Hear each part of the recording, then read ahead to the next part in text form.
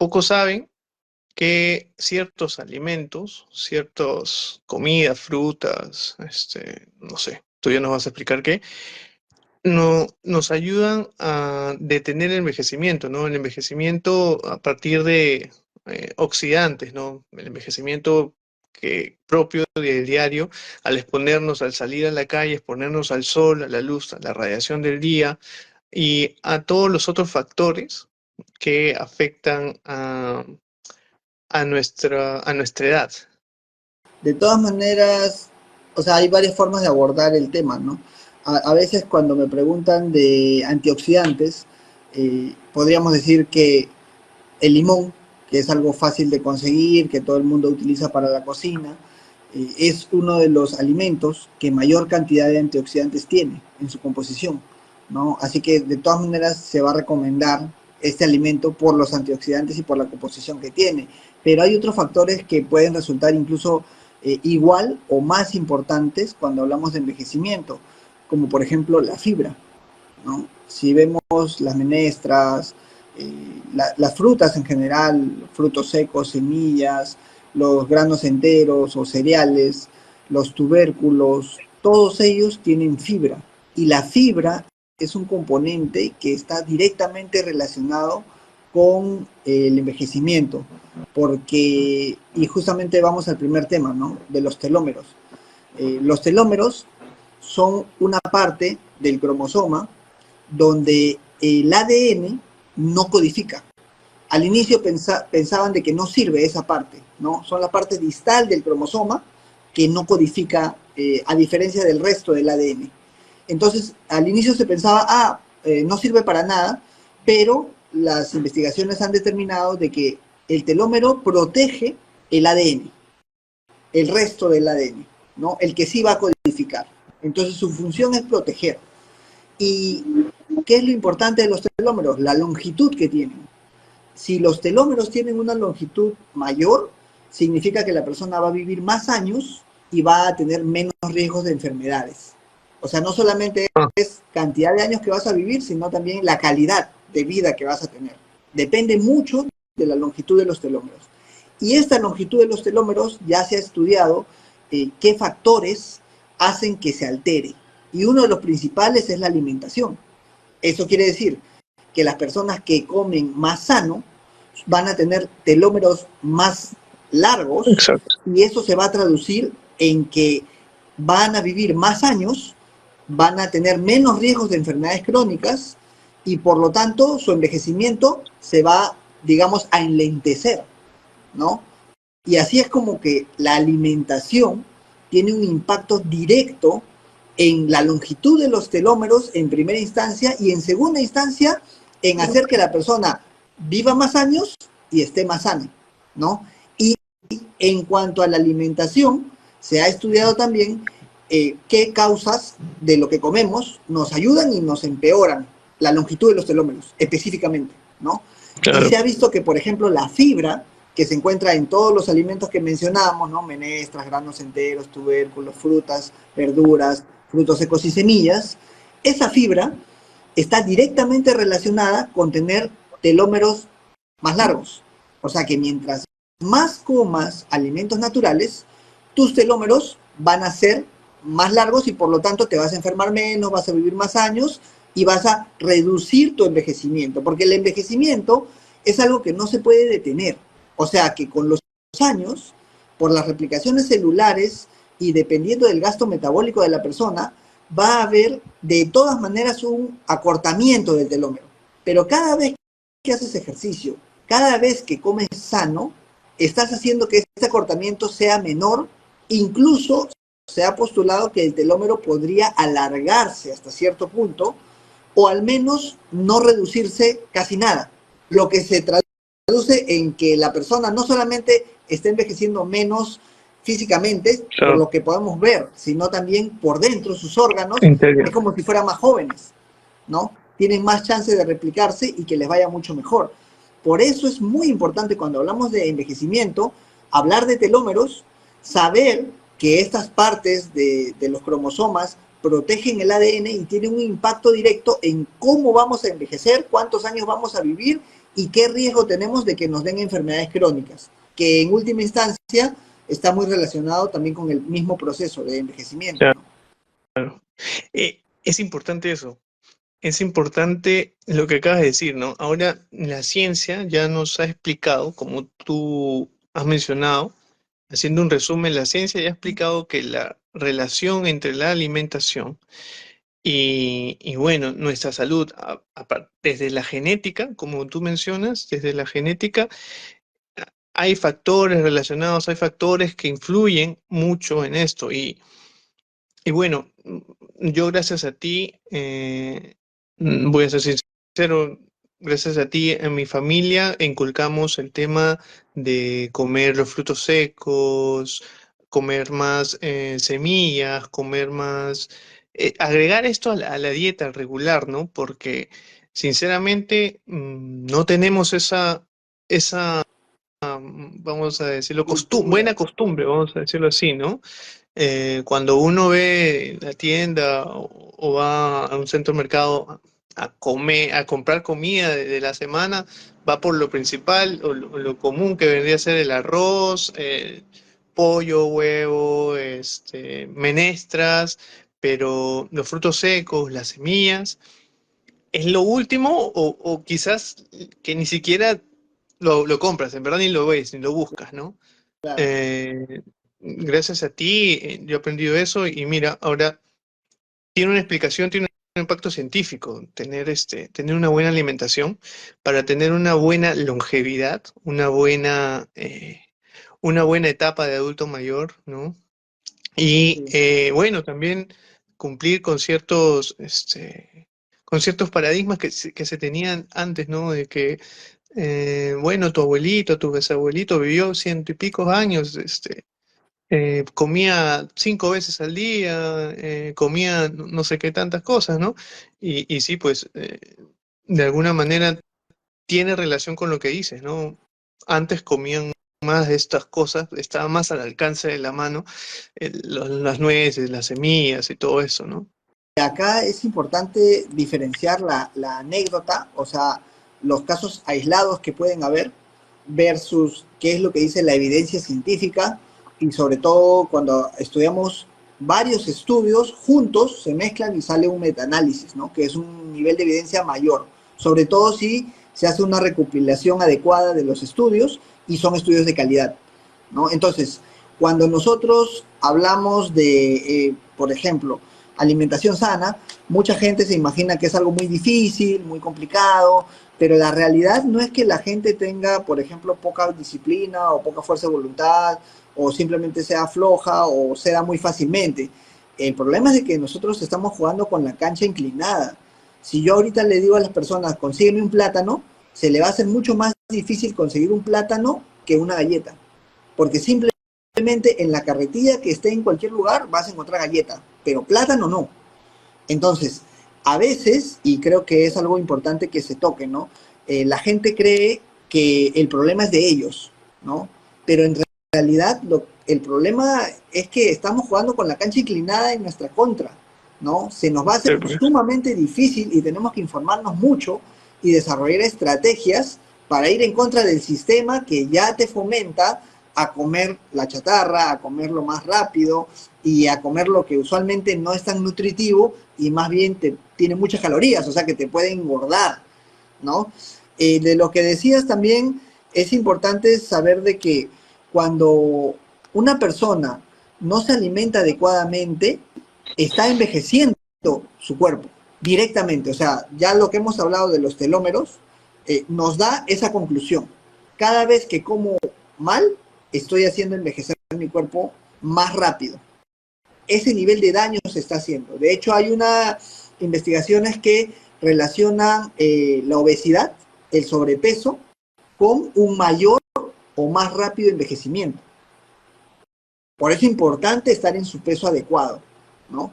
Y por otro lado también se ha visto que el consumo de, por ejemplo, muchos productos animales, de comer muchos procesados, el que come muchas frituras, grasas saturadas, grasas trans, el que consume endulzantes o harinas refinadas como la galleta, el queque, la torta, la empanada, el pastel, tienen un mayor riesgo de que sus telómeros sean más cortos. Por lo tanto, pues que vivan menos, que se enfermen más Claro. rápido, todo eso, lo que implica, ¿no?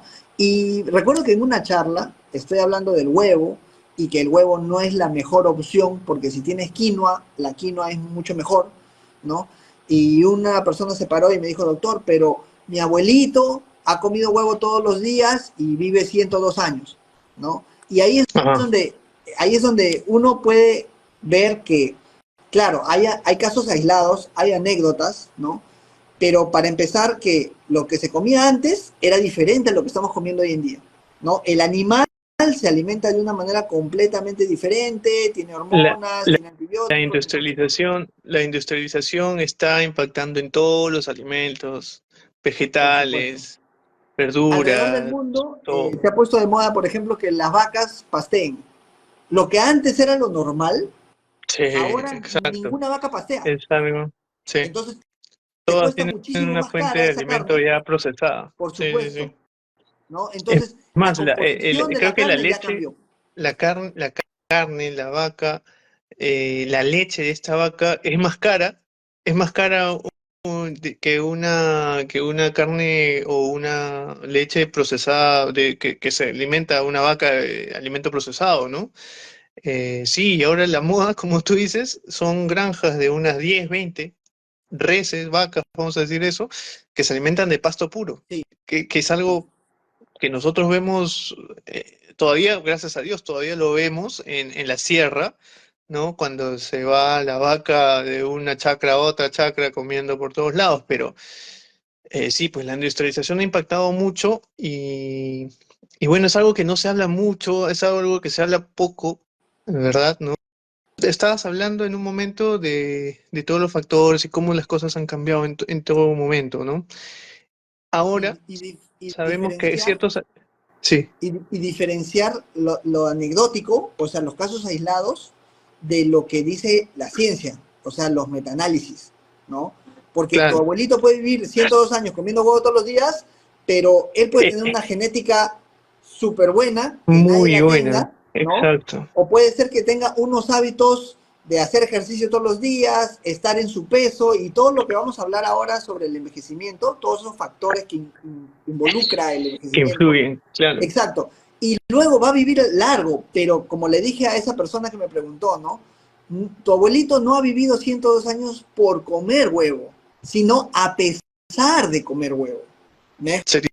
O Sería, sea, está disminuyendo su longevidad solamente que tú no lo vas a ver, porque ya es longevo, pero la causa no es esa cosita aislada que está haciendo, porque la ciencia me indica que eso no puede ser. Simplemente ya se exacto. estudió, ¿no? De hecho que hay actualmente la alimentación en la eh, que tenemos a la mano, vamos a decirlo así, en la que tenemos a diario, son más productos procesados, ¿no? Sí. Y ya se sabe, tú lo sabes muy bien, que los alimentos procesados, los hot dogs, eh, chorizos, jamonadas, etcétera, son fuente de oxidantes o son fuente de ser un factor precancerígeno o cancerígeno igual o más que un cigarro, el hábito de fumar, Sí. ¿verdad? La carne procesada, todo lo que son embutidos, hamburguesas, ¿no? Exacto. La Sociedad Norteamericana de Cáncer la ha puesto en el grupo uno, es decir, en el mismo grupo de fumar, de tomar alcohol, en el grupo que está asbesto, plutonio, arsénico, a ese nivel es que, y lamentablemente hoy en día puedes ver en la tele que el jamón de pavita es algo bueno, ¿no? Y el jueves tienes que comerlo y cosas así, ¿no? Y es puro marketing, o sea, eso no tiene ninguna justificación y es cancerígeno, lo más cancerígeno que te puedes imaginar, prácticamente. Exacto, Y aún así se exacto. vende como algo sano. Sí, sí, sí, sí. Muchas sociedades de nutrición de diversos países no intervienen en este tema como debería, ¿no? Lamentablemente. Pero sí, ya hay evidencia científica, como tú dices, ya hay evidencia de años de estudios en las que comparan al, al cigarro, al asbesto, al arsénico, con lo mismo que comerte un embutido, una jamonada, yo qué sé, ¿verdad? El, Y ahí estamos hablando de oxidantes. ¿Y los oxidantes qué hacen en el cuerpo? Pues, primero, lo más grave es que pueden activar ciertos cánceres o cierta probabilidad de que tuvieras genéticamente predispuesto a un cáncer, la activa. Y bueno, los oxidantes también afectan al proceso de envejecimiento, aumentan, aceleran el proceso de envejecimiento, ¿no? Y bueno, no sabemos esto, no está al alcance este conocimiento, esta información de todos, pero cambiando un poco ese chip, cambiando un poco esas costumbres, pequeñas costumbres que teníamos o que tenemos, podemos lograr mucho y podemos repetir quizás a futuro que nosotros seamos esos abuelitos que podemos llegar a los 100, 102 años, ¿no? Pero ahí sí vamos a enseñarle a los nietos que no es por el huevo, sino por comer más semillas, más menestras, más fibra en nuestra alimentación, ¿no? sí. Y están preguntando justamente si es recomendable comer embutidos, ¿no? Claro, la respuesta sería no, no es No, recomendable claro. comer embutidos. Si alguien me diría cuántas veces al mes puedo comer embutidos, lo Sí, ideal sería cero, porque es tan malo que es algo que no te puedes dar la libertad de comerlo nunca, en general, ¿no? Ahora, si hay casos aislados, si no tienes nada que comer y llevas mucho tiempo sin tener calorías de ningún lugar, pues comerás lo que hay, ¿no? Pero claro, en condiciones normales, si puedes evitar embutidos por el resto de tu vida, le estás haciendo mucho favor a tu cuerpo. A tu cuerpo, a tu mente, a todo lo que te puedes imaginar, vas a envejecer menos, te vas a enfermar menos. Entonces, embutidos, uno de los peores alimentos que existen, ¿no? De lo que hemos creado, ¿no? Cuando me dicen, por ejemplo, y las gaseosas, similar, similar porque están endulzadas y tienen preservantes, colorantes, saborizantes, edulcorantes, todo lo que son antes, ¿no? Todos esos que acaban en antes, no conviene consumirlos. Y si están endulzados, ya sea con stevia, ya sea con un edulcorante, así diga ahí sin azúcar o cero calorías o light, ¿no? Son estrategias de marketing. Al final, todos esos productos ya se ha comprobado de que aumentan el riesgo de que tengas obesidad y aumentan el riesgo de las enfermedades crónicas que hemos mencionado, ¿no? Incluido el cáncer, la diabetes, la presión arterial elevada, entre otros. Entonces, todas las bebidas endulzadas que podemos conseguir en la tienda, definitivamente que no es lo indicado consumirlas en general. Que por ahí sales una vez y tienes mucha sed, ya pues, ¿no? Te puedes dar un gusto de vez en cuando, ¿no? Pero es muy aislado, ¿no? Si es que la persona lo hace todos los días, y hay gente, incluso yo he visto gente que solo toma gaseosa o bebidas endulzadas, ¿no? Leche chocolatada, frugos, también, cualquier marca que sea, pero que es algo así endulzado, pues no es recomendable, ¿no? Y cuando hablamos de longevidad, de todas maneras tenemos que hablar de la restricción calórica, porque la principal estrategia que existe para que una persona viva más años, enferme menos, esté más sano, es que coma menos calorías. O sea, estamos en unas condiciones actuales, en general, y sobre todo en las ciudades, en las que el consumo de calorías es tan alto que consumir menos calorías a prácticamente todos nos hace vivir más años y enfermarnos menos. Así de mal estamos, ¿no? Entonces, en esta estrategia de consumir menos calorías, que es la restricción calórica y que es la principal forma de que una persona viva más años y se enferme menos, ayuda mucho el ayuno. Y ahí puede ser claro. ayuno intermitente o ayuno simplemente el clásico que puede ser con sopita, con juguito o con agua, ¿no? O sea, hay Claro. diferentes formas de ayunar y por diferentes periodos de tiempo. Y va a depender mucho de la persona, qué objetivos tiene, qué genética tiene y cuál es su contexto actual y cuál es su, o sea, a dónde quiere llegar. ¿Qué alimentos se deben comer todos los días? Y hay otra pregunta que dice, ¿y es bueno tomar una copa de vino todos los días? Ah, esa es buena. Esa es una Esa, pregunta esa es que buena. varias veces me han hecho. Esa, Sí, esa, sí, esa pregunta es muy buena. esa es Sí, buena. alimentos que se tienen que comer todos los días. Según la medicina china, por ejemplo, los alimentos, los principales alimentos y que se deberían consumir en mayor cantidad y se deberían consumir definitivamente todos los días son los granos enteros o cereales. Es decir, cereales naturales, obviamente, ¿no? Es decir, el arroz integral, si se pudiera mejor, porque en China, claro, han comido arroz blanco mucho tiempo, ¿no? Y no tienen, bueno, ahora tal vez porque han cambiado su régimen alimentario, pero durante muchos años, cientos de años, ellos han comido arroz blanco y no ha pasado nada, porque no es tan malo como se le hace la propaganda, ¿no? El cereal, el grano entero es muy importante. Entonces ahí incluimos el arroz, el trigo, la quinoa, la cañigua, la kiwicha, y ahí ya puede entrar pues el maíz, el choclo, la cancha, la avena, todo lo que sea granos enteros, ¿ya? Porque para los chinos es la parte fundamental para una buena alimentación. Y desde la parte nutricional, a una persona que sufre de síntomas gastrointestinales o tiene gastritis o otras cosas como colon irritable, etcétera, hay que ver que consumiera buena cantidad de granos enteros también. Pero desde la parte de medicina occidental, uno de los principales alimentos y que se debería consumir todos los días son las menestras, ¿no? Y es un alimento que está súper olvidado, ¿no? Y volvemos al tema inicial, ¿no? En el que no se consumen algunas cosas y sobre todo las cosas que más importantes son, a veces ni se toman en cuenta, están completamente olvidadas, ¿no? Así como tengo pacientes que les digo, tienes que comer menestras todos los días y me dice, no doctor, pero yo como lenteja los lunes y ahí queda, ¿no? Ahí se acabó la menestra de la semana, ¿no? Y ahí hasta el otro lunes. Por ejemplo, lo que decías de los frutos secos y las semillas, ¿no? Les pregunto a algunos pacientes, ¿y frutos secos comes? ¿Cuáles son los frutos secos? O sea, ni siquiera tiene la idea de cuáles son.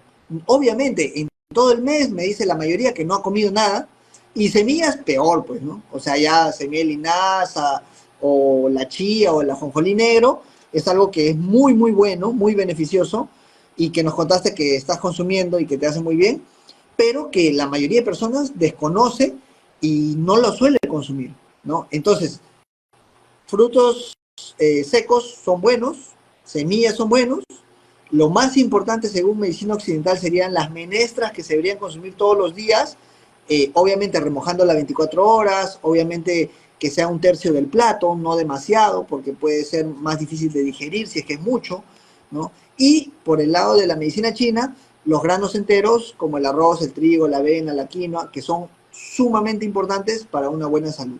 ¿Ya? La copa de vino. Ah, ya, ese es bueno, La copa de vino, una copa de vino diaria. la copa de vino Bueno, diaria. a ver, yo me voy a venir a esa pregunta porque todos sabemos que el vino tiene oxidantes, ¿no?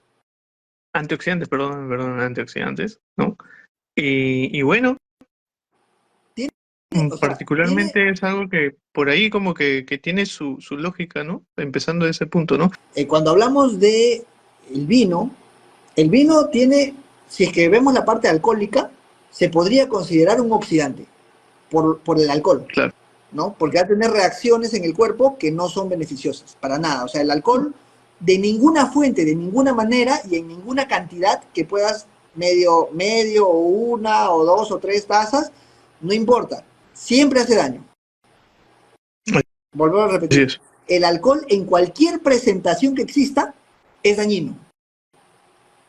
Desde esa perspectiva podría ser un agente oxidante, ¿ya? Pero tiene polifenoles, tiene antocianinas, ¿no? Entonces tiene muchos componentes antioxidantes también. Y ahí entra la pregunta, ¿no? Entonces, ¿es bueno o es malo? Porque tiene una parte buena y una parte mala. Lo bueno es todo lo natural de la uva y lo malo es todo lo que tenga composición alcohólica, ¿no?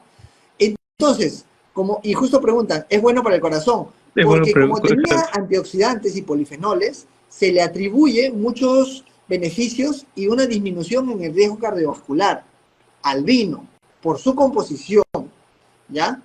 Lo que no se dijo es que toda esta información que se sacó y que fue la noticia, se hizo viral en todas partes, fue de un estudio de vino sin alcohol. Ajá. Alucina. O sea, Ya. sacaron un estudio de vino sin alcohol y todos los beneficios que tenía. Y las vineras cogieron ese estudio y dijeron, mira, el vino es bueno. Y ellos hacen vino con alcohol, que no tiene nada que ver con el estudio, y te lo venden y te hacen creer que es bueno para el corazón y que tienes que tomarte una copa todos los días.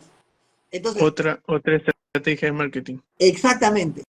Estamos bombardeados con estrategias de marketing que están valorizadas en miles o miles de millones de dólares y obviamente empezamos a creer cosas que no tienen ningún fundamento, ¿no? Y en el caso de el alcohol, si vas a tomar alcohol, lo ideal, si es para la mejor salud que puedas imaginarte, es no tomar nada de alcohol de ningún tipo. Pero si vas a ponerte a tomar un poco y viendo de que no es beneficioso, pero cuál es el menos dañino, digamos, tal vez el vino puede ser uno de esos, ¿no? Depende Claro, también del contexto, de la cantidad, de varios factores, ¿no? Pero claro. vemos como que de un estudio que no tenía nada que ver casi, se ha sacado una narrativa o una teoría que es completamente alejada, falsa, pero que ayuda a las ventas, ¿no? Y así es como nos engañan y nos hacen creer que, por ejemplo, 3 vasos de leche son necesarios para que una persona tenga huesos fuertes, ¿no? Es la misma narrativa. No existe ningún estudio en el mundo que diga que necesitas tomar leche para tener huesos fuertes o que tengan que ser 3 vasos, ¿no? Mucho menos eso. Exacto. Pero ahora si tú le preguntas a la mayoría de personas, lo ha escuchado tantas veces y lo ha visto tantas veces en la tele, que dice, oye, pero es necesario porque tiene calcio, ¿no? Y Y hay que lamentablemente ya hay juntar los estudios 3 vasos que de han leche al día. determinado que cuando consumes más leche de vaca, tienes mayor riesgo de descalcificación, de osteoporosis y de fracturas de cadera, ¿no? Ajá. Entonces, ¿en qué quedamos? En que la ciencia nos dice una cosa, pero el marketing probablemente nos va a decir otra cosa. Ah, ya, los de los Ah, ya, alergénicos los en la alimentación. alergénicos. En el caso de los alergenos, las personas tienen que entender, porque he tenido varios pacientes que me dicen, pero doctor, yo comía huevo todos los días, o sea, ¿por qué ahora soy alérgico al huevo a los 60, a los 70 años? Porque el cuerpo puede hacer una alergia a cualquier edad. O sea, si un día te empieza a picar la piel y no es un agente físico o no tiene una causa como decir ácaros o alguna enfermedad, entonces tienes que buscar de lo que comes cuál puede ser. Y ahí entre los alergenos tienes que saber que hay una lista de alimentos que tienen muchas probabilidades de que te den alergia, Claro. incluidos la soya, el maní, los pescados, los mariscos, la leche y todos los derivados de la leche, como el queso, ¿no? O la mantequilla, y también los huevos, ¿no? Entonces, si tienes en cuenta cuáles son los probables causantes, tienes que fijarte si hoy día me empezó a picar el cuerpo o tuve una reacción alérgica, ¿qué comí ayer? ¿No? ¿Qué comí horas antes? Porque demora la digestión. Y en eso es cuando la persona no haya la relación. O simplemente dice, yo siempre he comido esto no puede ser. Pero lamentablemente el cuerpo se hace alérgico a algo que tú puedes haber estado comiendo durante 20 años sin problemas y de un día para otro, a cualquier edad, tú puedes desarrollar una alergia. Así que, si tienes alergias y si es que la causa es alimentaria, fíjate en todos estos alimentos que he mencionado, porque uno de ellos es muy probable que sea el culpable. De ahí hay alergias raras, alergia al tomate, alergia a la naranja, pero ya tiene mucho que ver con el tratamiento que se le da, el uso de pesticidas y otras cosas, ¿no? Y ahí ya entramos a otro tema que también los genéticamente modificados y los pesticidas es un tema importante, pero que ya es más extenso, ¿no? Y que no viene a la pregunta. Entonces, quería pasar a lo de las proteínas, ¿no? Las proteínas son una parte fundamental de la alimentación. En general, deberíamos consumir de las calorías totales del día un 70-80% de carbohidratos, un 10 a 15% de proteínas y un 10 a 15% de grasas, ¿no? Y de la fuente que sea la más natural posible. Cuando hablamos de proteínas, obviamente todos tenemos en la mente carnes, huevo, ¿no? Que es lo que más se ha promovido como fuentes de proteína. Pero justamente habías hablado, ¿no? Frutos secos, semillas, menestras, granos enteros, esas son fuentes fundamentales de proteína también. Porque si ves en 100 gramos de frijol, antes de cocinarse, tiene 20 gramos de proteína. Y la carne es lo mismo. De 100 gramos son 20 gramos de proteína. Entonces, a la hora de cocinar el frijol, va a absorber agua y va a bajar esa proporción. Va a tener de cada 100, 10 gramos, por ejemplo, ¿no? Pero va a tener buena cantidad de proteína, suficiente para que una persona nunca necesitara comer carne. Así que no hay necesidad de comer alimentos de origen animal si es que una persona quiere llenar todo su requerimiento calórico o proteico. Pero ¿cuál es el punto importante de la proteína? Es que hay estudios nuevos que han salido el año pasado en el que se ha visto que, habíamos dicho, ¿te acuerdas que la restricción calórica es una de las cosas más importantes para vivir más años, para la longevidad y para no envejecer tanto? También se ha visto de que la restricción proteica es muy efectiva para mejorar todos los valores en sangre, tanto presión arterial, glucosa, triglicéridos, colesterol, incluso el IMC de las personas, o sea, cuánto pesan y que bajen de peso. La restricción de la proteína. ¿Cómo hicieron este estudio? Compararon dos grupos. A unos les bajaron la cantidad total de calorías y al otro no le bajaron las calorías. Solamente le aumentaron carbohidrato y le bajaron proteína. Pero comparativamente, este grupo tiene más calorías, pero menos proteína en porcentaje. Y este grupo tiene menos calorías, pero el porcentaje de proteínas es mayor. Y se vio de que ambos bajaron todos sus parámetros negativos de la misma manera. Es decir, la conclusión sería que así como bajar la cantidad de calorías es una muy buena estrategia para vivir más años y vivir más sano, también reducir la cantidad de proteína es una muy buena estrategia para lo mismo, vivir más años, enfermarse menos y bajar cosas como colesterol, triglicéridos, glucosa en sangre y presión arterial. Obviamente el peso también incluido ahí, ¿no? Entonces, tenemos hoy en día una saturación de proteína. La gente está comiendo demasiada proteína. 2, 3, 4, 10 veces más proteína de la que necesita. Estamos hablando de la proteína de origen de cualquier proteína. Estamos hablando de proteína en general.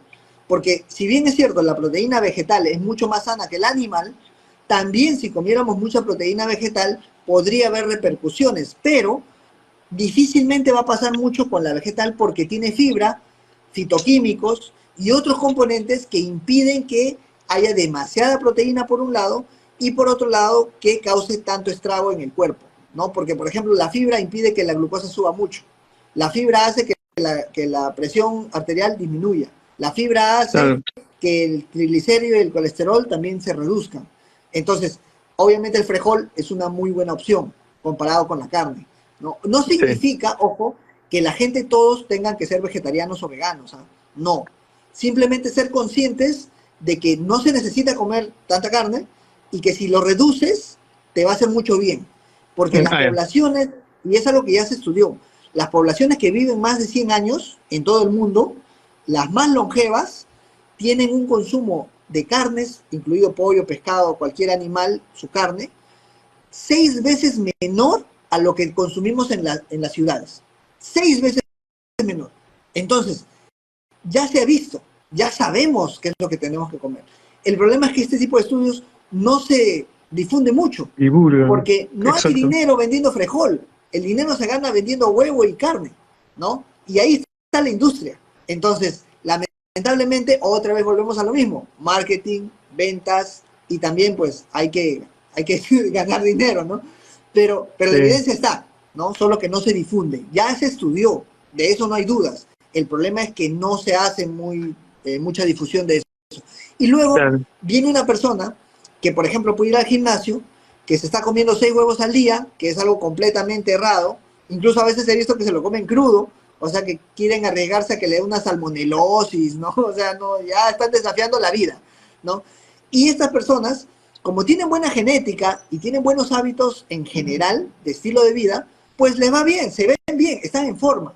Salen en un video a decir que todo el mundo tiene que comer esa cantidad de huevos o de carne o de suplementos que hoy en día se venden mucho, ¿no? Suplementos proteicos. Y que muchas veces no es necesario para la cantidad de ejercicio que hace la persona. O sea, una persona que hace hasta 3 horas de ejercicio en el gimnasio, probablemente con 0.8 gramos por kilo de peso de consumo de proteína al día, le sobra.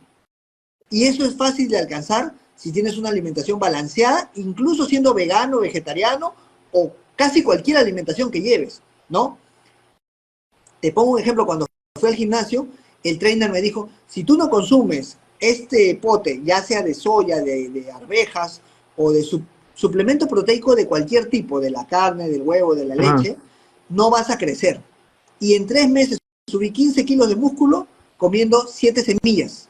7 semillas Mm, es algo que tenemos acá en Perú, que no hay en muchos países, que tiene quinoa, cañigua, kiwicha, ¿no? A veces le ponen habas, le pueden poner soya, le pueden poner trigo, dependiendo de cuál es el mix que le hacen, pero son 7 cosas, 7 cereales, o 7 cereales distinto. andinos, ¿no? Y tienen mucha proteína y mucha cantidad de calorías.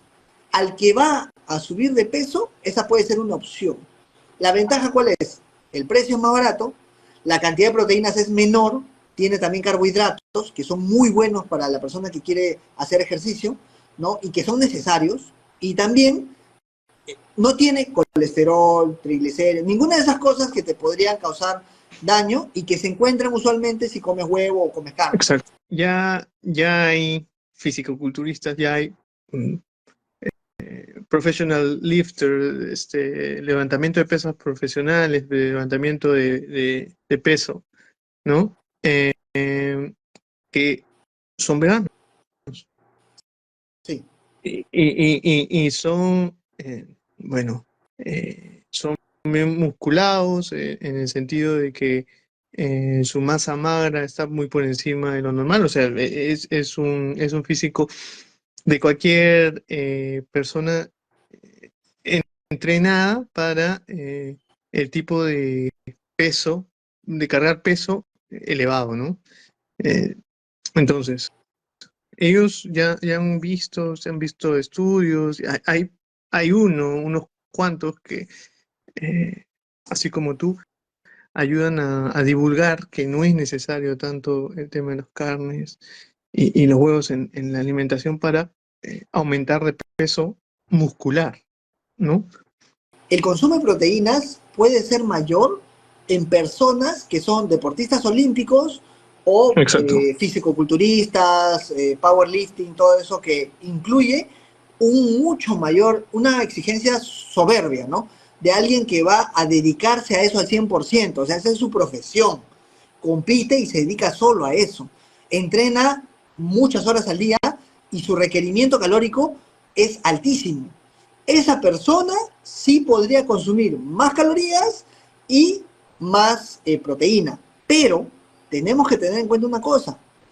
Cuando hablamos de envejecimiento y de longevidad, tenemos que hablar definitivamente de la restricción calórica y del gasto metabólico. O sea, que si tú y yo pesamos 70 kilos, ¿ya? Y tenemos una vida plena, si nosotros pesáramos yendo al gimnasio, haciendo ejercicio, o sea, no de gordura, ¿no? Sino simplemente pesar más, de músculo, también de grasa, ¿no? Pero pesar más, mucho más kilos. Digamos que estamos en 100, ¿no? Estos 30 kilos hacen una gran diferencia en el gasto metabólico. ¿Cuánto necesita tu cuerpo para sobrevivir cada día? Y si necesita mucho, si tu gasto metabólico es elevado, tu longevidad disminuye. Es decir, que se relaciona también con el tema del ayuno intermitente o el ayuno en general y la restricción calórica. No puedes tener un cuerpo que pese demasiado.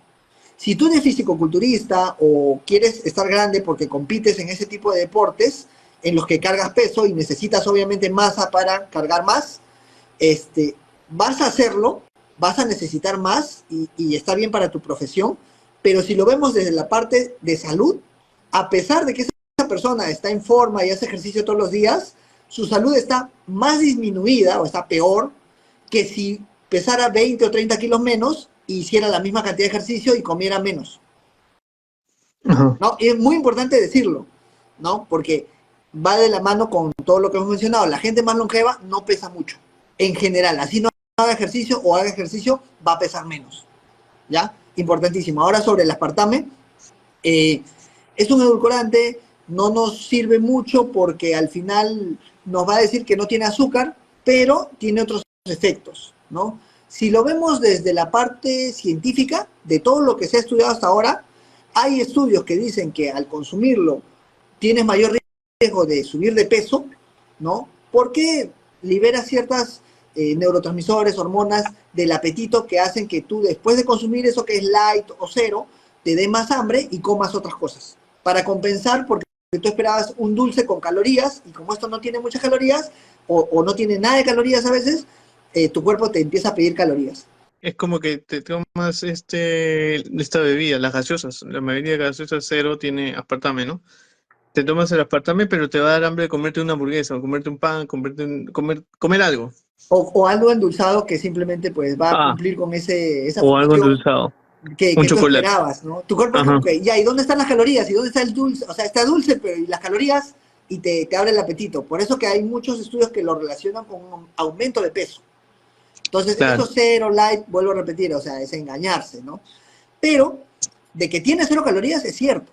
Que los efectos a largo plazo o en el cuerpo no son positivos, no se suele difundir, no se suele decir, pero es Eso, la realidad. eso en cuanto al impacto en el peso. Y acá también consulta por el mismo aspartame. ¿Está relacionado al cáncer? ¿Es oncológico? No hay estudios porque sí se ha promovido mucho eso de que es oncológico, ¿no? El aspartame o la carragenina también se propuso mucho, pero no hay algo contundente. Hasta la actualidad, los estudios que han salido son tentativos, son teóricos. Podría ser que en algún momento digamos que sí, pero no es al nivel, por ejemplo, de una jamonada, de una hamburguesa, ¿no? O sea, hay niveles, Ya. ¿no? Y eso ya se ha estudiado y se ha categorizado por expertos, por ejemplo, en la Sociedad Norteamericana de Cáncer, que ya lo han estudiado basados en todos los estudios que se publican a nivel mundial, ¿no? Y basado en eso es que no hay contundencia de que el aspartame o la carragenina sean cancerígenos. Ahora, de que te hace mal, ¿no? Y también hablar, por ejemplo, de la stevia, ¿no? Se promueve mucho la stevia como algo bueno, algo sano, Ajá. pero cuando tomamos la stevia en polvo, tenemos que ver si a la vuelta dice maltodextrina, o sacarosa, o sucrosa, o cualquiera de esos nombres, porque la maltodextrina es como la prima del azúcar. O sea, es otra vez es marketing, ¿no? Te damos stevia, pero en realidad no es stevia, como la leche que no es la leche, ¿no? Y al Sin final tiene fructosa. maltodextrina, que es la prima del azúcar, lo mismo que nada. La persona confiada, incluso en provincias cuando viajé, en la radio decían de que para curar la diabetes consumas stevia. Imagínate, ¿no? Ajá. Una cosa completamente sin fundamento, porque vemos de que hay una relación directa entre las personas que quieren consumir mucho endulzante de cualquier tipo, así sea miel de abeja, algarrobina, chancaca, panela, ¿no? Y su tendencia a tener mayor riesgo de diabetes. Entonces, lo que necesita esa persona es dejar de consumir endulzantes agregados y comer el dulce natural de la fruta, por ejemplo, que es lo único que sí es bueno, porque tiene fibra, fitoquímicos y otros componentes que te protegen más bien de la diabetes. Esa sí es una verdadera protección. Para resumirlo en todas cuentas, sí, no tiene calorías, es cero calorías, eso sí, pero se ha visto que crea una necesidad después a través de diversos neurotransmisores, sobre todo del apetito, ¿no? Por la necesidad de comer algo contundente, algo sobre todo rico Calórico. en calorías, dulces, caramelos, etcétera, ¿no? Ya, Sí. eso es en Estimula. resumen del aspartame. Ajá. Digamos que estimula el Y apetito de una manera indirecta, te va a hacer subir de peso. Me sí, dicen, es tan exacto. buena la creatina para el mundo fitness. Mira, acá este tema lo he investigado mucho porque me interesó. Cuando escuché la creatina, escuché nutricionistas que leen bastante, ¿no? Que son fuentes confiables, y hablaban bien de la creatina, ¿no? Entonces, me causó mucha curiosidad porque muchas veces estos suplementos no son beneficiosos. Y Ujú. buscando toda la evidencia que hay hasta la actualidad, la creatina que se usa a las personas que van al gimnasio y quieren rendir más, imagínate que es como una fuente de ATP, o sea que te ayuda a que el Energía. músculo puedas dar una serie más o unas repeticiones más, porque tienes más energía disponible en tu músculo almacenada, ¿mañas? Entonces, la creatina es una muy buena manera de hacer que la persona en el gimnasio pueda rendir un poco más. Y Sí, obviamente claro. eso va a traer Es para, beneficios en lo es para eso que estético lo recomiendan, y en ¿no? el peso, Sí. ¿no? Ujú. Para eso se recomienda. Y encontré de que no hay ninguna evidencia de que la creatina cause daño. Ni daño Ajá. renal, Mira, ni daño al hígado, que son teorías que se han postulado, ¿no?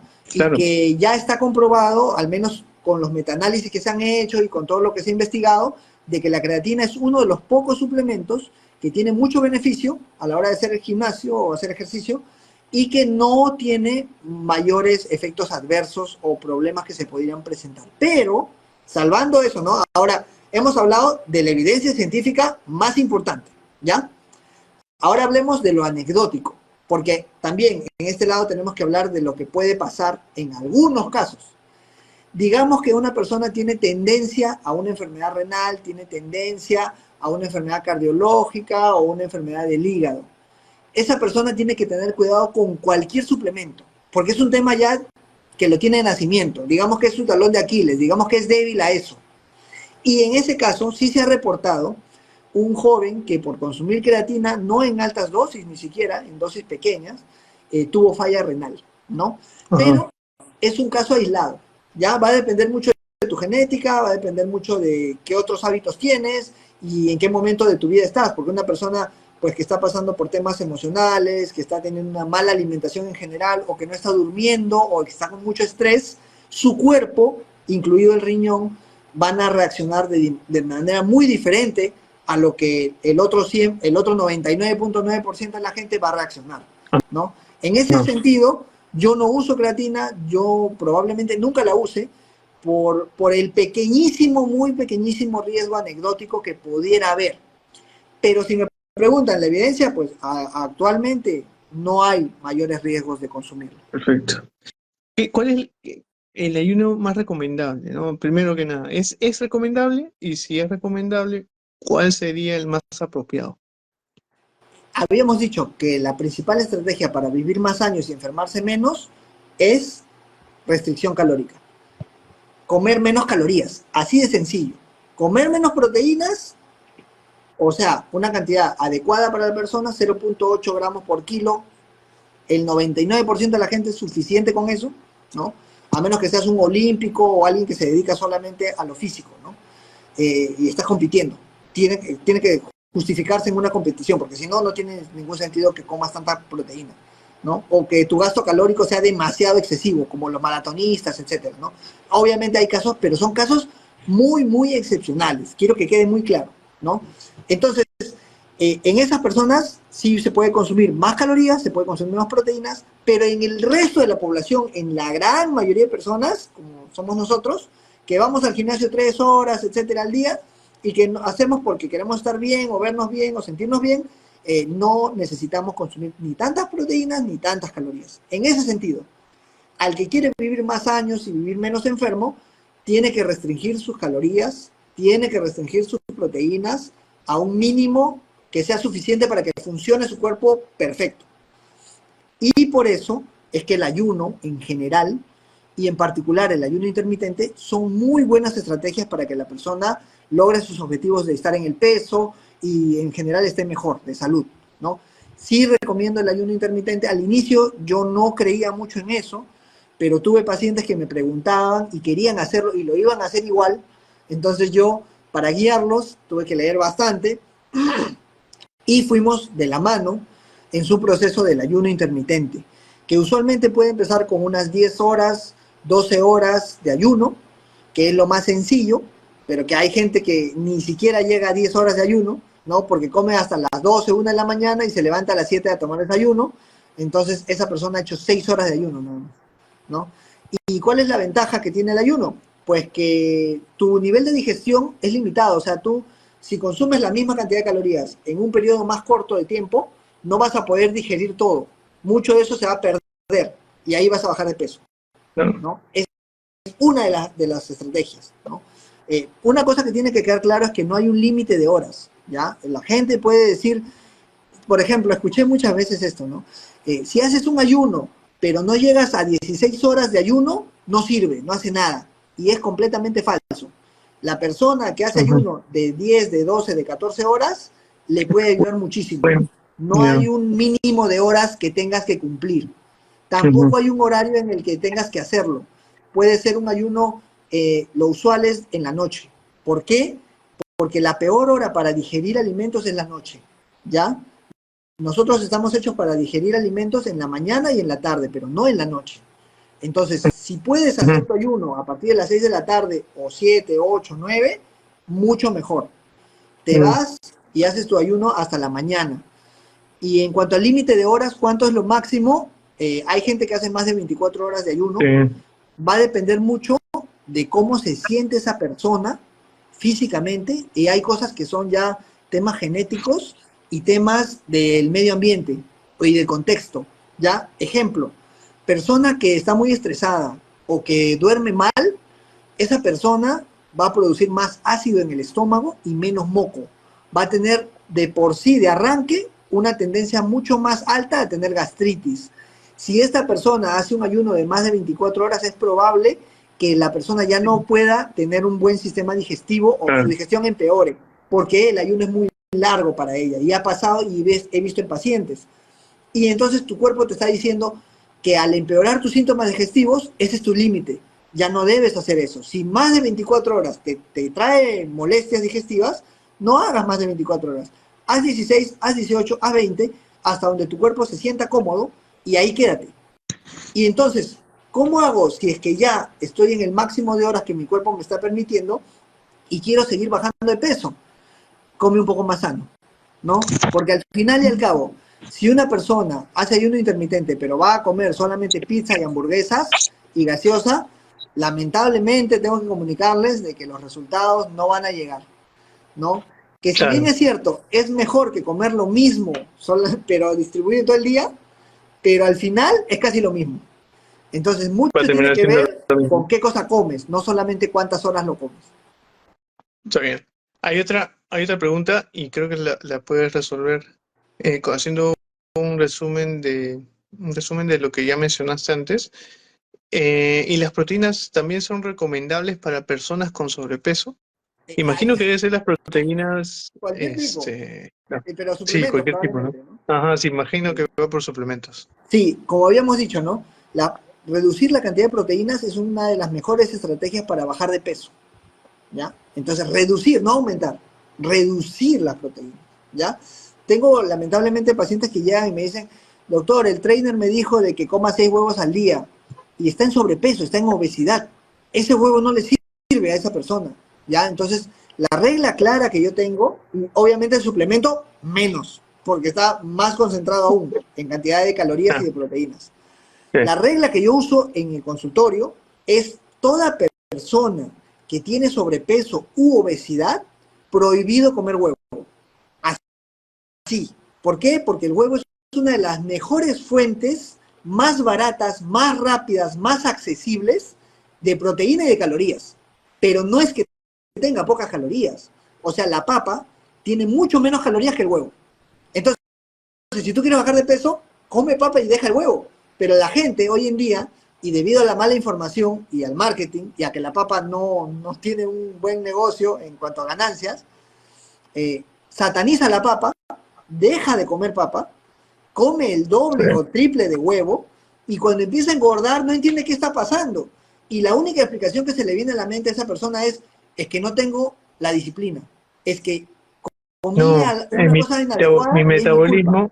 mi metabolismo es Mi distinto. Yo metabolismo no es muy tengo, lento. Yo es como, muy tengo lento. veces que me dicen, yo como asisito, doctor, pero aunque como asisito, estoy engordando. Entonces le digo, ¿pero qué comes? Queso, carne, pan, galleta, papa frita, o sea, los alimentos más calóricos que existen, ¿no? No te va a convenir, Ah, definitivamente. Entonces, la proteína, al mínimo, a alguien que está haciendo ejercicio y quiere bajar de peso, redúzcala, porque si comes menestras, o sea, si comes una buena alimentación, de ahí vas a sacar las proteínas necesarias. No te tienes que preocupar de más proteínas. perfecto. Hay otra pregunta de Fusion o Herbalife. ¿Es recomendable consumir estos, bueno, estos estas fuentes, estos nutrientes, ¿no? Dice acá, ya que nos indican que es 100% natural. ¿Es recomendable? No es recomendable. Ya. Primero que estos productos, desde que está envasado, ya nada es natural. Porque lo natural no está envasado. ¿Ya? Ahí empezamos por eso. No, natural no es. Que puede tener componentes de alimentos que en algún momento fueron naturales, podría ser. Yo no sé porque no lo he estudiado a fondo, ¿no? Pero que no es natural ahora, definitivamente no es natural. Luego, cuando hablamos de estos alimentos y en general cuando hablamos de nutrición, tendríamos que hablar comparado con qué, ¿ya? Eso es, en nutrición es muy, muy importante la pregunta, comparado con qué. Si tú me Ujú. dices Fusion versus McDonald's todos los días, que de hecho hay un documental sobre una persona que Sí, empezó a sí, comer sí. McDonald's todos los días, engordó, está sus triglicéridos, su colesterol, su presión, su glucosa, todo hasta las nubes, ¿no? Super Size Super Me. Size Me, excelente documental, y ahí te demuestra que es muy malo comer comida chatarra y menos si se hace todos Diario. los días, ¿no? Pero, Sí. entonces, comparado con el Super Size Me, Fusion o Herbalife, perfecto, ¿no? Porque te va a hacer bajar de peso. Y la otra es una opción muy, muy mala, ¿no? Ahora, Pero si lo comparas con comer más frutas, más verduras, más granos enteros, más tubérculos, más semillas, ah, entonces gana el alimento natural, ¿no? sí, Porque es más barato, claro, sobre todo por un tema de precio, ¿ya? Y porque es más sano, ¿no? Pero como te perfecto. digo, si la persona quiere bajar de peso, también habría que ver qué otras opciones está teniendo, ¿no? Porque si me vas a decir, consumir esos productos y comer más sano, puede ser una opción, ¿no? Puede ser una opción, puede ser una opción, pero eh, habría que sopesar también en qué peso está, qué Claro, IMC está, ¿no? Que lo vea el especialista y que le vea, porque por ejemplo ahora está mucho de moda la bariátrica, ¿no? La cirugía, la manga claro. gástrica La manga o gástrica, la la banda, bariátrica. ¿no? Y en estos casos hay un riesgo, ¿no? De hecho, hoy día vi una persona que falleció en las noticias por hacerse este tipo de cirugías, ¿no?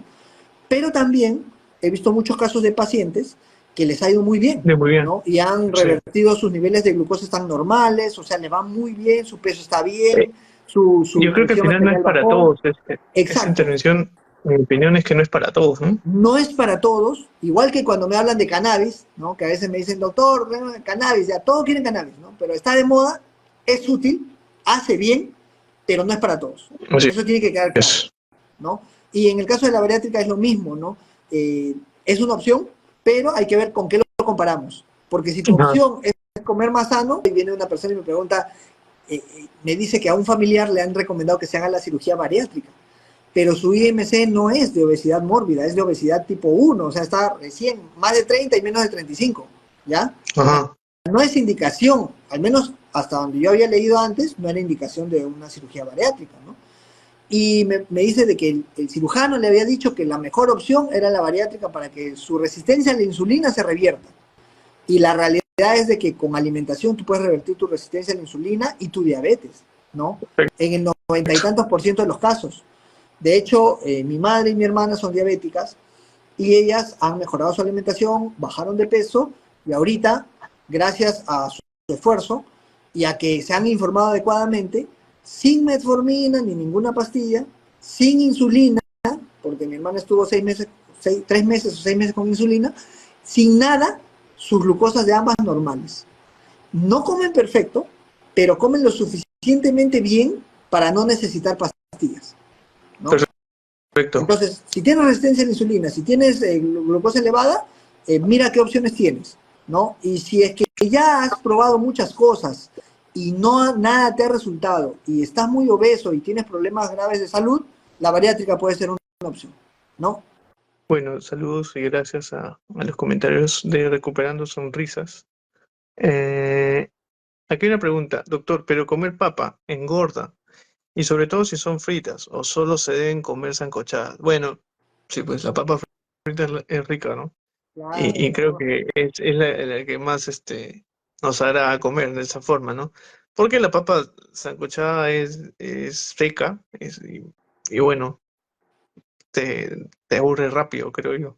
Y creo que así están todos. Por eso estaban preocupados por los comentarios que hiciste hace un rato comparando a la papa. sí. De hecho, la papa tiene, creo, yo tengo una tablita de eso, ¿no? De ahí te la puedo pasar para que la pongas en tu página sobre las calorías, ¿ya? Y ahí está clarísimo, ¿no? Que el huevo tiene mucho más calorías que la papa. Entonces el huevo te engorda y la papa no tanto, ¿ya? O a veces me dicen, ¿no? Doctor, el pan engorda y en broma decían, pues, ¿no? El pan no engorda, el que engorda es el que lo come. Pero Claro. en cuanto a la pregunta, ya volviendo al tema, eh, la papa, si es que está hervida, tiene como 87 calorías por cada 100 gramos, ¿ya? Pero si es que está frita, tiene más de 300, Ah, o sea, más de el triple, ¿no? Casi el cuádruple, ¿no? Casi el cuádruple de calorías, ¿no? Entonces, ¿qué significa eso? Eh, que la persona pues tiene que consumir lo mínimo o nunca comer papa frita. sí, Porque, claro. ¿dónde están las calorías? En el aceite. Recordemos que las calorías de la grasa son el doble que de los carbohidratos y las proteínas. Y el aceite está súper concentrado. O sea que de por sí ya era algo grasoso, que es mucho más calórico, pero a la hora de convertirlo en aceite lo hemos compreso mucho más al punto en el que, por ejemplo, si tú te comieras un media, medio vaso de aceite de cualquier tipo, ni te llenas, ni te llenas. Pero si tú eso lo Claro. consumes de su fuente natural, por ejemplo, en el aceite de oliva lo consumes de la aceituna, capaz que no puedes comerlo, lo vas a vomitar. Porque es tanta la cantidad que tendrías que comer que no te da Sí, el no. estómago, ¿no? Entonces el Exacto. aceite es muy engañoso y es probablemente el alimento más calórico que existe en el mundo. Todo lo frito, por lo tanto, engorda muchísimo, ¿no? Y la papa Claro. hervida te puede hacer bajar de peso, si la comes, obvio, vas a comerte una o dos, ¿no? No me saques la vuelta diciendo, ya, el doctor dijo que la papa no engorda, me como 3 kilos, ¿no? Y ha Pero pasado, frito, ¿ah? Una persona que le pero frito. dije, come uvas porque la uva te va a hacer bajar de peso porque tiene menos calorías que el resto que estás comiendo, ¿no? Y de ahí a la semana siguiente subió de peso y me dijo, doctor, he estado comiendo mucha uva, creo, porque he estado comiendo como 1 kilo de uvas al día. ¿Y qué dejaste de comer? Le dije, nada.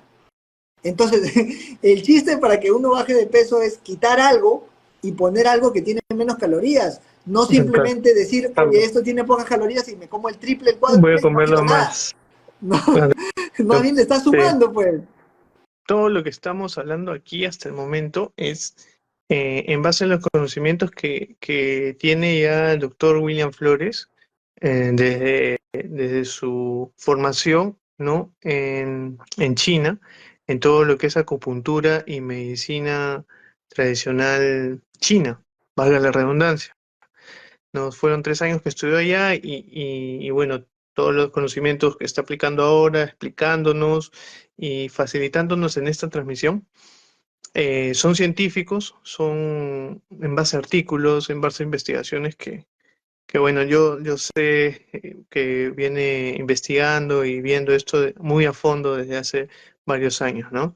En nutrición, yo tengo una Ajá, certificación de alimentación basada en plantas de eCornell, que es una filial de la Universidad Cornell de Estados Unidos, que es una de las ajá, mejores en nutrición a es nivel mundial, verdad. ¿no? Se me estaba pasando Porque, esta parte porque, importante. claro, yo uso mucho la medicina china para analizar algunas cosas, pero lo que comentamos, solamente cuando hablamos de recomendaciones uso la medicina china. El resto, todo viene de artículos científicos, ¿no? Porque hoy en Sí, día lo principal es la evidencia que hay.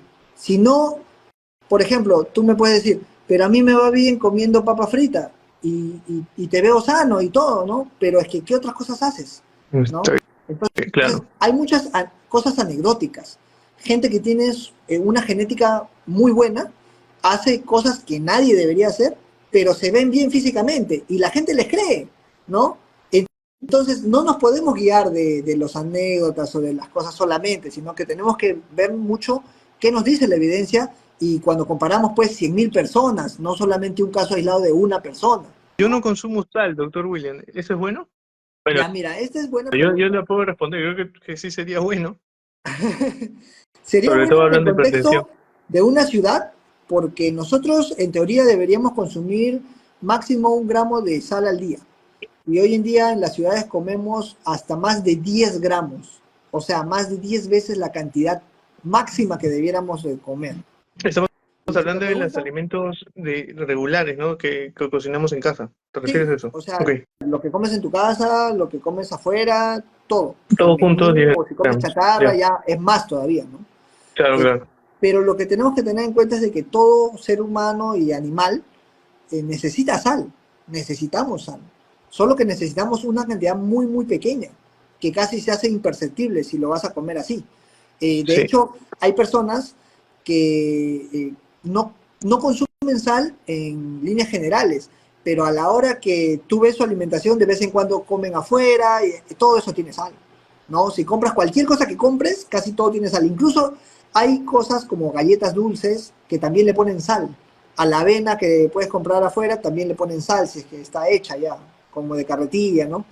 Entonces, no creo que esa persona no esté consumiendo nada de sal, sino que está consumiendo muy bajo en sal, que es lo ideal, ¿no? Pero también, si nos vamos al extremo de no comer nada, nada, nada, nada de sal, habría que ver hasta qué punto. Porque también hay sodio de manera natural en muchos alimentos. Por ejemplo, en Estados Unidos la principal fuente de sodio es el pollo. Entonces, si esa persona no está comiendo sal, pero está comiendo pollo, probablemente sigue los comiendo. carnes tienen Ya, bastante sodio, ¿no? Y no se tiene que preocupar de comer sal nunca, ¿no? exacto. Entonces, si restringes sal y sodio por completo, sí podría haber un problema. Pero si restringes solo la sal y estás consumiendo sodio de otras fuentes, probablemente no tengas mayores inconvenientes, ¿no? Pero la sal sí que es necesaria, solamente que en cantidades muy, muy, muy pequeñas, como les digo, probablemente menos del 10% de lo que se consume normalmente, ¿ya? Y vi una pregunta de Eric Mendoza, que también Sí. estaba buena, sobre cuáles son los alimentos que ayudan al cerebro. Ah, sí. Esto está estudiado tanto en medicina china como en la base científica. Frutos secos y semillas son probablemente de los mejores alimentos para el cerebro por las grasas que tiene. El cerebro tenemos que tener en cuenta que gran parte de su peso y de su composición viene de grasas sanas. Y por eso necesitamos consumir buena grasa. Si vas a consumir palta, aceituna, excelente, ¿no? Porque a veces me piden reemplazo del queso y del huevo. Una buena fuente sería palta y aceituna. Obviamente reposamos un poco la aceituna en agua sin sal para que le baje un poco la sal un rato, ¿no? Y luego frutos secos y semillas. Semilla de linaza, ajonjolí negro, chía, excelentes. Y de los, también hay semilla de girasol, muy buena. Y de los frutos secos, almendra, pecana, castaña, nuez, avellana, pistacho, cashew, ¿no? Excelente. Lo que no incluyo en frutos secos y el beneficio que te puede dar al cerebro es ni la pasa ni el maní. El maní porque es alergeno, porque muchas veces tiene pesticidas muy potentes e incluso puede ser genéticamente modificado y cuando se modifica genéticamente el problema es que le ponen pesticidas mucho más potentes, ¿no? Y tampoco es un fruto seco, el maní es una legumbre, ¿ya? Y la pasa porque es una fruta deshidratada, que significa de que si consumieras mucho, te podrías elevar la glucosa, ¿no? Porque ya no es la fruta en Perfecto. su manera natural, sino es más calórico y más dulce. Solamente eso. No significa que nunca vas a comerlos. Puedes comerlo de vez en cuando, solamente que no tienen un gran beneficio a tu cerebro ni a tu salud. El beneficio está en los frutos secos de verdad, ¿no? Nuez, Ya, avellana, perfecto. castaña, cashew, ¿no? Almendra, y en general esa sería la respuesta sobre el cerebro. Ahora, puedes verlo de muchos ángulos. Por ejemplo, el cerebro necesita glucosa, es su principal fuente, y oxígeno. Desde ese punto de vista, el principal alimento para el cerebro es hacer ejercicio. Porque si tú haces ejercicio, oxigenas mejor. Si oxigenas mejor, todo tu sistema cardiovascular funciona mejor y ese es lo que necesitas para que vaya la sangre al cerebro. De hecho, hay Claro. personas que tienen artrosis de las vértebras cervicales y tienen un problema de oxigenación cerebral, tienen mareos, tienen problemas, ¿no? Con los años. Y una de las formas es hacer ejercicio.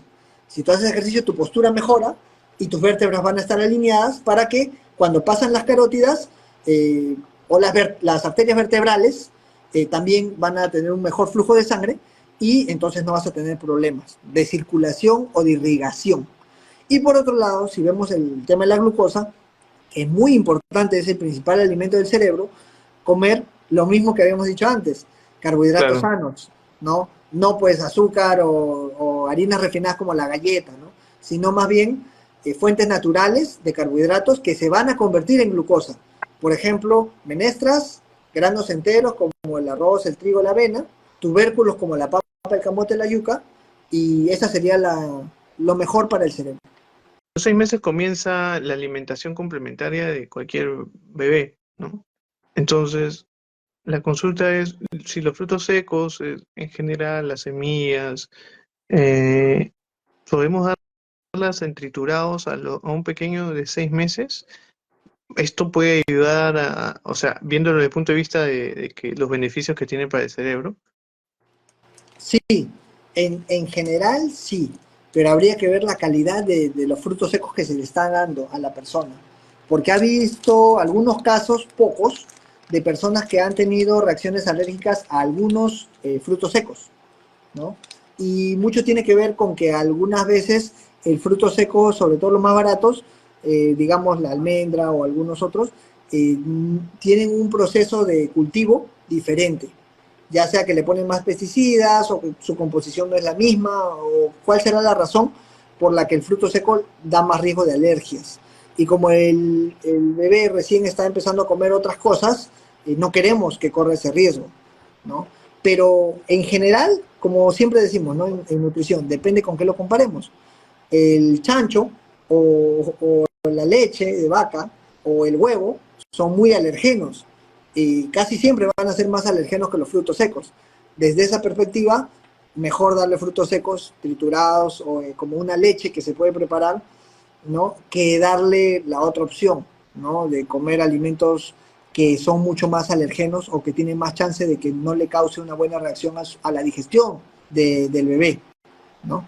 Y desde esa perspectiva se podría, pero siempre con cuidado y siempre con la asesoría del pediatra, para ver qué es lo que él sugiere, porque si él le dice que no coma ningún fruto seco, esperará hasta que llegue al año o lo que recomiende él, ¿no? ¿Qué alimentos son buenos para los huesos? Para los huesos, fuentes de calcio naturales, hoja verde oscura, espinaca, albahaca, berro, acelga, ¿ya? Muy bueno. Fuentes de calcio naturales también, menestras, o sea, volvemos a lo mismo, menestras. Entonces ya me van a poner capaz en algún momento el doctor Menestra, pero es que son tan buenas, ¿no? O sea, no puedo decir otra cosa porque es lo que la ciencia dice, ¿no? La menestra es muy buena fuente de calcio.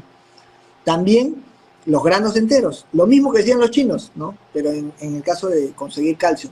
Y los frutos secos y las semillas, que también son muy buenas fuentes de calcio y de otros minerales, o sea, estamos hablando de magnesio, de selenio, de silicio, de buenos minerales que se necesitan en pocas dosis, de zinc, ¿no? Y que lo vamos a obtener de frutos secos y de semillas y que son muy, muy buenos, muy recomendables que se consuman, ¿no? Entonces, desde la parte nutricional, lo que hemos venido hablando es la mejor indicación para tener huesos fuertes. Pero, importante, súper importante mencionar que tenemos que hacer ejercicio.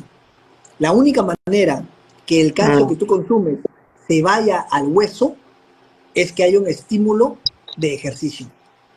Porque entonces tu cuerpo va a decir, oye, este se puede caer, se puede fracturar, tengo que mandar a hacer un hueso fuerte porque está haciendo actividad física.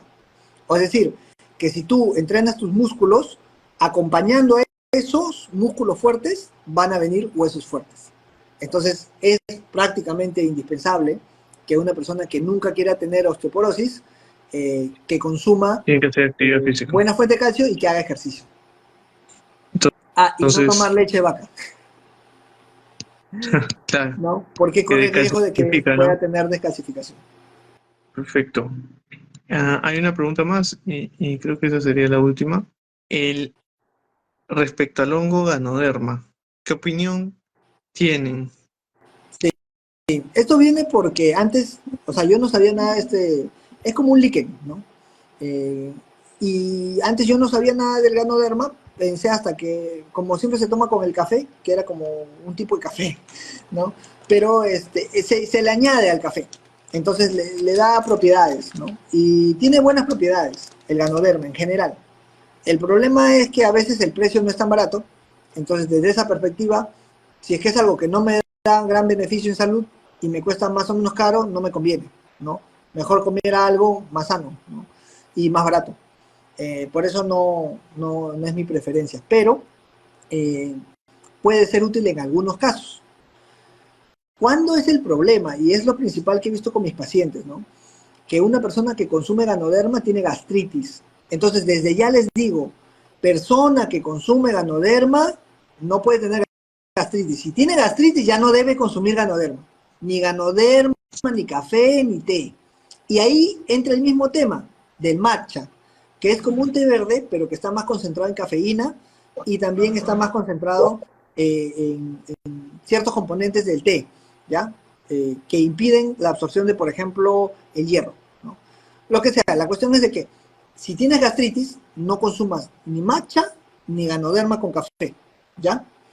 Y mira cómo está tu estómago, porque he tenido varios pacientes que han tenido que dejar por completo el matcha y el Ganoderma, o sea, en diferentes pacientes, algunos por el matcha y otros por el Ganoderma, estaban empeorando mucho su parte digestiva y le estaba dando una gastritis muy severa. Eso es lo preocupante de estos productos. Después, si es que tu sistema digestivo está bien, probablemente no te va a hacer daño. Teniendo en cuenta lo siguiente, persona que tiene insomnio, ansiedad o taquicardias, el consumo de cafeína que está en la matcha, que está súper concentrado, o en el Ganoderma, cuando lo consume con el café, no te va a convenir. Entonces, si tienes ansiedad, insomnio o taquicardias, no consumas ni Ganoderma, ni matcha, ni té, ni café, porque no te está favoreciendo. Tiene una consulta buena. ¿Qué cantidad de algas marinas se puede consumir en la semana con un diagnóstico? Mira qué específica esta pregunta. Con un diagnóstico de hipotiroidismo de Hashimoto. Esa es una buena pregunta, que yo no sé, porque es que no hay un límite, ¿no? Tenemos que tener en cuenta que cuando hay un tema de yodo, porque las algas tienen yodo, beneficia a la parte de la tiroides, ¿ya? Claro. Otra cosa que tenemos que tener en cuenta es que cuando hay un hipotiroidismo, ya sea Hashimoto o otras causas, tenemos que ver cuál es la recomendación del endocrinólogo, que es el especialista, porque en algunos casos va a ser tratamiento con pastillas. Si es hipotiroidismo, de hecho le van a dar levotiroxina o algún... porque es la hormona, pues, ¿no?, que necesita. Exacto. Pero también a veces hay intervenciones quirúrgicas, no sé si en Hashimoto o en otras, pero que sí se dan. Más creo que es en hiper, donde más se hacen intervenciones quirúrgicas, ¿no? Sí, porque hay gránulos o ciertos tumores que pueden hacer que la tiroides aumente su actividad física, pero en hipotiroidismo no está relacionada quirúrgica. Hashimoto, entendí yo de que hay partes de la glándula que funcionan de más y partes que funcionan de menos. Ajá. Entonces, por eso es importante que lo vea el especialista, el endocrinólogo, y seguir las indicaciones del endocrinólogo. Por otro lado, si lo vemos desde la perspectiva del yodo, ayuda a consumir algas, porque tienen mucho yodo. Pero ¿cuánto consumiríamos? Una porción, pues, ¿no? O sea, un puñadito, dependiendo qué tipo de alga, ¿no? Lo que llega, por ejemplo, en un ceviche, lo que vas a consumir si es que haces un picante con chayuyo, y hay muchas opciones de algas, ¿no? Hay esas algas que envuelves el arroz, ¿no? No me acuerdo el nombre, nori creo que son. Y así, hay opciones, ¿no? Pero un límite máximo, yo no sé. Ahora, que si consumes un poco te puede ayudar, yo diría que sí por el yodo, ¿no? Pero incluso la sal está ayudada, o sea que no es gran problema. Más es cuando fuera un bocio, que el problema es el yodo. En el caso, pero si tu pregunta es sobre el Hashimoto, ¿qué hacer? Mi principal indicación sería ver cómo está en la parte metabólica en general. O sea, si hay resistencia a la insulina, si hay exceso de peso, si hay mucho colesterol. Significa que hay cosas que hacer en ejercicio, falta ejercicio, mejorar la alimentación, dormir lo suficiente y manejar bien el estrés, ¿no? Porque probablemente si haces todo eso, el Hashimoto empieza a revertirse, ¿no? Hay casos, ¿no? No en todos. Y luego de la mano con tu médico que te va orientando, guiando y te va diciendo qué cosas pueden hacer y qué cosas no. Yo diría que más sería esa respuesta. ¿Se puede consumir la sangrecita en los niños? ¿Cuál sería la parte negativa en todo caso si hubiera alguna? Sí, por la composición de la sangrecita y de otras fuentes que son animales altas en hierro, como por ejemplo alguien que me diga, doctor, yo quiero comer hígado todos los días, ¿no? Porque me va a subir el hierro para que no tenga anemia, porque la anemia es un problema en Perú, ¿no? Y en muchos países.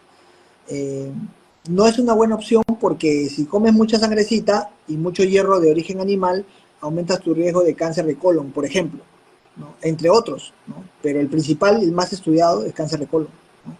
Entonces no te va a servir de mucho tener hemoglobina alta si te puede aumentar el riesgo del cáncer, ¿no? Lo ideal que sería consumir fuentes de hierro que son naturales. Otra vez volvemos. Menestras, frutos secos, semillas, hoja verde oscura, ¿no? Que son las mejores fuentes para que una persona nunca tenga anemia por falta de hierro. Si una persona come Ahora, bien, nunca va a tener problemas con eso. ahora, Sangrecita entonces no es recomendado, porque es una opción a pero, corto plazo, pero que a largo plazo ni es sostenible, porque nadie puede estar comiendo eso todo el tiempo, ni tampoco es beneficioso porque te aumenta el riesgo de otras enfermedades, ¿no? Incluso también claro, enfermedades cardiovasculares. claro, la pregunta iba si es beneficiosa para los niños, no en cantidad, sino en el sentido de que beneficiosa, ¿no? A diario de todo, cualquier cosa, de hecho, cualquier alimento debe ser dañino si se consume Sí, frecuentemente. ¿El ajo se puede consumir? ¿Es bueno consumirlo crudo en ayunas? ¿En qué ayuda o en qué perjudica? sí, el ajo es bueno. El ajo es bueno, pero no es el principal antiinflamatorio natural, como que a veces se le hace fama, ¿no? Hay 4 antiinflamatorios que son los principales, que son naturales y que son fáciles de conseguir y que lo tienes en la cocina muchas veces. El kion, el romero, el clavo de olor y la cúrcuma, ¿ya? Esos 4 son los más potentes antiinflamatorios de las cosas naturales que tenemos a la mano, de especias, ¿ya? Eso yo lo recomiendo mucho, pero hay que comerlo, porque si haces tu sopita con kion y lo botas el kion a la basura, no te beneficia tanto, ¿no? La idea es masticar un pedacito equivalente poquito a una cucharadita de té y te lo comes, ¿no? O lo picas y te lo comes. Pero la cuestión es que tiene que digerirse, no basta que saques el agüita y con eso ya le dé un poco de sabor, pero no es lo mismo, ¿ya? Ahora, cuando hablamos de ajo en ayunas, es importante la pregunta porque en ayunas muchas cosas que son beneficiosas no te hacen bien. El ajo es un poco irritante. Si tienes gastritis, no te conviene comerlo en ayunas. Para tal caso, comerlo con la comida. Échale ajo a tu menestra, échale ajo a tu ensalada y te va a beneficiar muchísimo más. Si tienes gastritis, hay muchas cosas que no te recomiendo comer en ayunas. Yo trabajo con el doctor Pérez Alvela, obviamente mucho promovemos el consumo del magnesio, en el caso del magnesol, ¿no? Que es el producto que él tiene.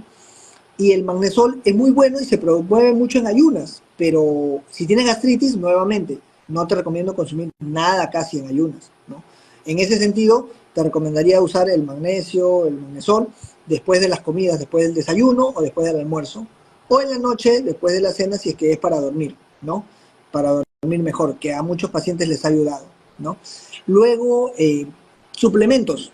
Yo consumo vitamina D y consumo vitamina B12, porque son 2 vitaminas que suelen estar bajas y que ayudan muchísimo, ¿ya? Y al sistema inmunológico, o sea, es un tema mucho más extenso, pero la importancia de la vitamina B12 y vitamina D es increíblemente alta y a veces se ignora por completo, ¿ya? Así como los frutos secos y las semillas, algo así, en cuestión de suplementos.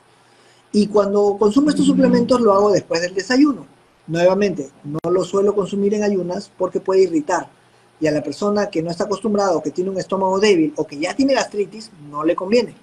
Y la cuestión que yo hice fue esa, ¿no? O sea, probé estas vitaminas en ayunas y me empezó a irritar un poco el estómago. Ujú. Y ahí me di cuenta, ¿no? Y desde que la empecé a tomar después del desayuno, me va súper bien, no tengo ningún problema. Kion, clavo de olor, canela, cúrcuma. Sí, Ajá, gran antioxidante. Sí, justo lo que hemos dicho, sí, ¿no? Pero masticar un pedacito, ¿ya? El clavo de olor, por ejemplo, lo puedes licuar con el jugo y te lo tomas, ¿no? ajá, El kion lo picas mira, y te lo comes. Y el romero una cucharadita del té o de la sopita y te lo comes, ¿no? Y la cúrcuma se usa mucho para aderezar, entonces puedes usarlo en el arroz para que salga arroz amarillo o en el guiso, y obviamente eso sí te lo vas a comer, ¿no? Luego dice, ¿qué tan frecuente se debe dar el vaso Vaso a a los niños de niños 2 años? de No, 2 años. igual que el hígado, ¿no? O la sangrecita, no lo recomiendo a los niños pequeños, ¿no? Que consuman fuentes de hierro naturales como las de las menestras, granos enteros, frutos secos, semillas, que ahí es lo mejor. Vitamina B12, sí. Esa es muy buena pregunta, porque muchas veces hay personas que se van a la farmacia buscando B12, porque yo les receto, o porque les indico, o porque tienen exámenes con B12 baja, que es muy común, ¿no? Y Sobre todo en en la estrés. farmacia le dicen, pero cómprate el complejo B, no te compres la vitamina B12, porque el Sí. complejo B tiene todas las vitaminas B. Y el problema es que son dosis estándar, o sea que vas a consumir mucho de algunas que no necesitas y vas a consumir muy poco de la que sí necesitas, que es la B12 justamente, porque tiene muy poco, demasiado poco. Entonces, la recomendación, por ejemplo, te pueden dar 20 microgramos de vitamina B12, pero lo que tú necesitas es, si vas a consumir semanal, 2000 microgramos. Entonces es una gran diferencia, ¿no? Te recomiendo, si es que lo pueden conseguir en 1000 o en 2000, se consuman 2000 una vez a la semana, que es la indicación para adultos de vitamina B12. Y eso es algo que ya en Estados Unidos a personas mayores de 55 años se hace la indicación universal de que todos, así sean vegetarianos o veganos o coman carne, todos suplementen vitamina B12 porque la absorción va bajando con los años y es muy común esta deficiencia. Y muchas veces ni se toma el examen. He sacado un libro, me ha Muy tomado bien. 5 años, hablo de muchas cosas que hemos conversado hoy día, está explicado a detalle, tablitas, cuadritos, el capítulo de la alimentación muy completo Ajá. y obviamente pues este es un trabajo que El me ha nombre, tomado el mucho nombre del libro, tiempo. William. El nombre del libro, William, El, porque está al revés. Se veía el al libro revés. se llama El elefante en la habitación de la salud. ¿En dónde lo encuentran? Está en las principales librerías, ¿no? Lo pueden pedir a todo el Perú, en librería Paideia, en librería El Caminante también lo tienen, en librería Ordecupe, en librería Calle de Libros y también en librería El Extranjero, ¿no? Pero si es que están en Lima y por ejemplo van por Miraflores, en la librería El Virrey la pueden encontrar, ¿no?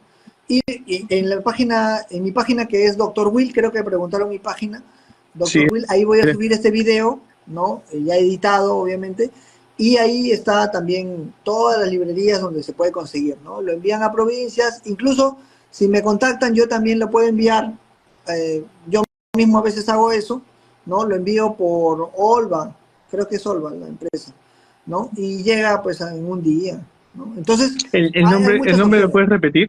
El nombre es El elefante en la habitación de la salud. Las cosas que son lo más importante en salud y que a veces ni el médico ni el paciente lo saben, ¿no? Y por eso le puse ese nombre, ¿no? Porque se ignora y es como que tienes un elefante ahí atrás, está haciendo que destroza todos los muebles, todo, y nadie le da bola, ¿no? Y tú estás preocupado limpiándote acá un polvito que hay, ¿no? Y el elefante está que rompe todas las sillas, todo, ¿no? Y muchas veces así es en salud, ¿no? Nos preocupamos por un suplemento, por una cosa en particular que no es tan importante y nos olvidamos de la alimentación, de los hábitos, del ejercicio, que son lo más importante. Muchas gracias, Harold, por la invitación. Espero que les No, haya sido útil. Me da mucho gusto sí, ver que tanta gente se ha conectado y que han habido muy buenas preguntas.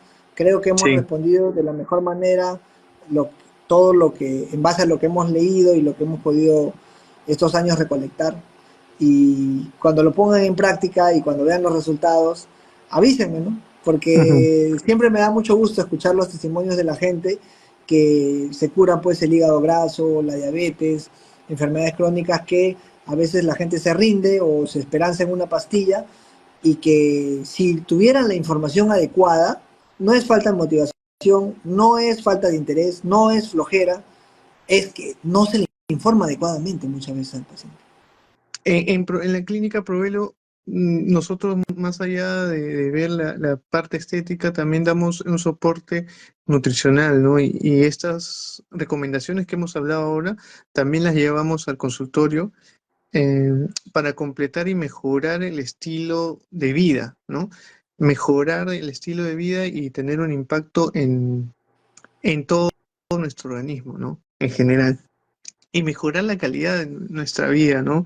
Y como tú dices, al final, genéticamente vamos a estar ayudando, ¿no? Posteriormente, a través de la genética los alimentos que van a tener el impacto en la genética, como dijiste al inicio, vamos a ayudar a tener una longevidad con mejor calidad, ¿no? Sí, es así y qué bueno que mencionas lo de lo estético, ¿no? Porque si bien es cierto, a veces se ve lo estético como algo muy superficial, lo estético es algo fundamental para una persona, ¿ya?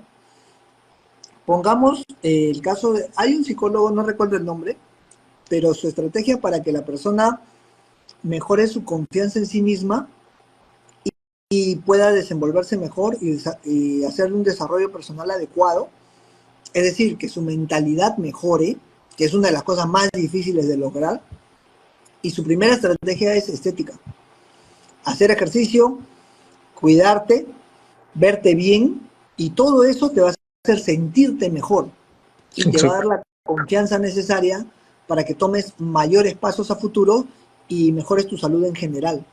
Yo ya sabía que, obviamente, el enfoque del doctor Harold, porque yo lo conozco, es mi amigo, es diferente a lo estético común, porque Harold no solamente va a ver lo estético desde lo que nosotros vamos a ver, sino también se está enfocando en la parte nutricional, en otras partes que no se ven, pero que a veces son igual o más importantes también. Entonces, por eso yo recomiendo mucho todo el proyecto que él está llevando a cabo y me gusta mucho el enfoque que tiene y gracias nuevamente por la invitación. Me alegra mucho haber recibido todos estos comentarios tan positivos, tan buenos. Las preguntas también han sido muy buenas. Les agradezco a todos los que han estado presentes en la transmisión. Es que la alimentación es la causa de todo, pues, ¿no? Si yo solo me enfoco en lo estético es como que tengo una pared que se ha roto y le estoy poniendo un yesito. Se Ajá. va a ver bien, hasta puede cumplir una función, pero cuando yo Pero a luego, eso le sumo una buena alimentación, es que le he cambiado todos los ladrillos y ahora pues está 100% funcional, ¿no? Más le hago lo estético, que tiene su efecto en la confianza, en la autoestima de la persona y que va a ayudar mucho a la parte mental, pues ya tenemos el paquete exacto. completo, como se dice, ¿no? Ya. Gracias nuevamente, William, por tu tiempo. Muchas gracias por toda esta información eh, y, y el aporte que nos has dado, y sobre todo con ese optimismo, con esas buenas vibras que siempre te han caracterizado desde que te conozco. Y bueno, adelante. Gracias. Gracias a todos. Nos vemos.